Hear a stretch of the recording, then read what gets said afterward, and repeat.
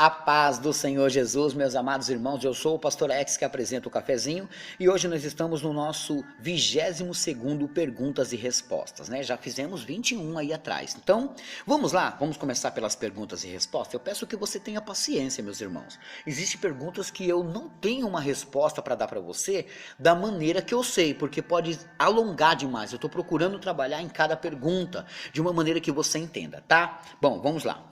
A irmã Nirlene, do Rio de Janeiro, perguntou se tomarmos a ceia, se não tomarmos a ceia, perdemos a salvação?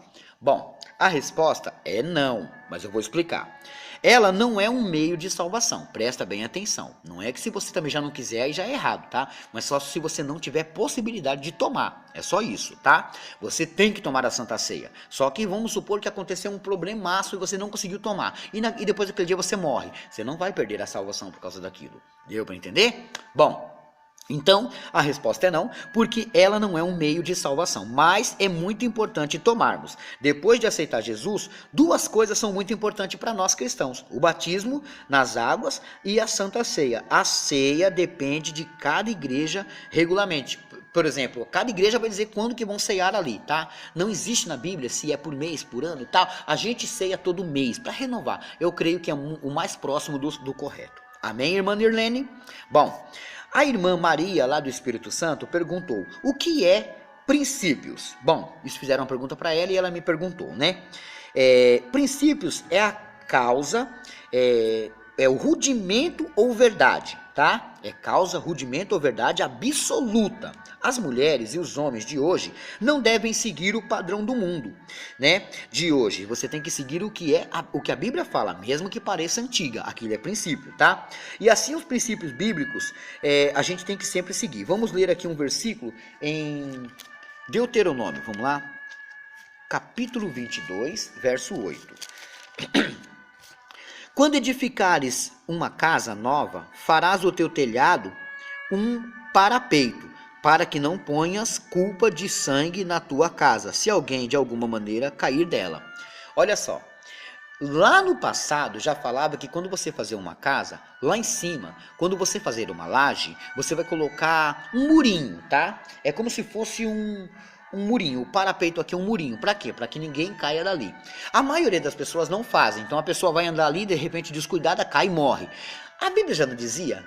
No princípio já disse para você fazer daquela maneira. Eu só estou dando um exemplo, tá? Então, às vezes as pessoas não querem seguir exemplos, mesmo que pareça, isso é bobeira, isso é coisa antiga. Não, isso deve ser seguido, tá? Bom, o Valberto, lá do Pará, ele perguntou: qual a função de Satanás no céu? Qual que era a função de Satanás no céu? Bom, olha só, eu vou ler aqui, eu já fiz uns estudos sobre isso, mas eu quero ler. Isaías, vamos lá. Isaías 14, né? Isaías 14, ele vai retratar um pouquinho sobre isso.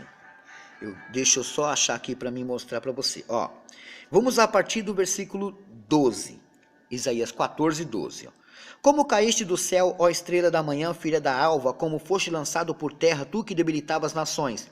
E tu dizias no teu coração: eu subirei ao céu, acima das altas estrelas exaltarei o meu trono, e no monte santo da congregação me assentarei da banda do lado do norte. Subirei acima das altas nuvens e serei semelhante ao Altíssimo. Contudo levado serás ao inferno, ao mais profundo do abismo.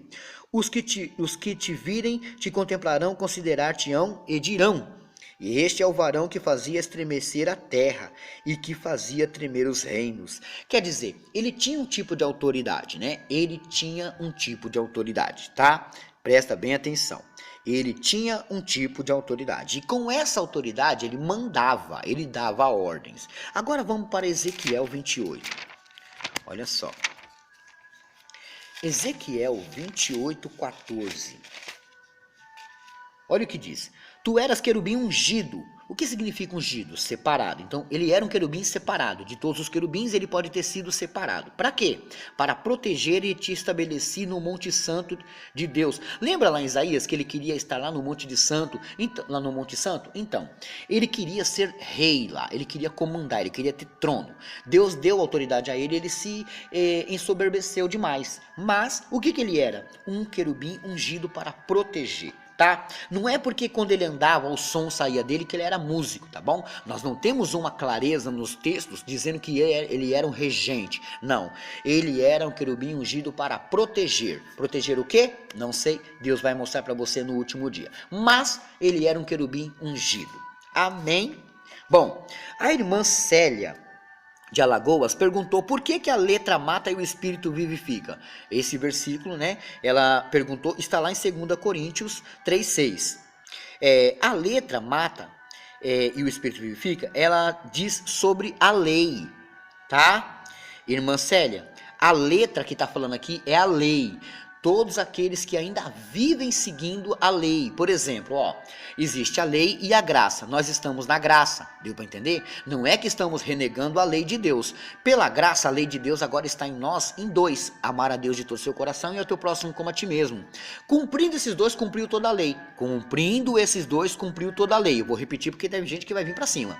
Cumprindo esses dois mandamentos, vai cumprir todos os restantes mandamentos, tá? Amar a Deus de todo o seu coração, toda a sua alma, todo o seu entendimento e amar o teu próximo como a ti mesmo. Aí o matar, roubarás, tá? Não, então, isso aí tudo está incluído. Amor não faz, entendeu? Então, a letra mata, quem segue muito a letra, mas o espírito vivifica. Aí já é pela graça. Deu para entender essa parte? Bom, o irmão Ademir, lá do Pará, perguntou se tem algum método para ler a Bíblia e entender a Bíblia. Bom, na verdade, meus irmãos, quanto mais você lê, mais você aprende, tá? Não adianta da noite pro dia você achar que já vai entender tudo, não. Não vai. Eu li muito, leio muito e vou continuar lendo, porque eu não sei nada. Então, bom, eu sempre ensino assim, você pode começar pelo Evangelho de João. Começa pelo Evangelho de João que não vai ter erro.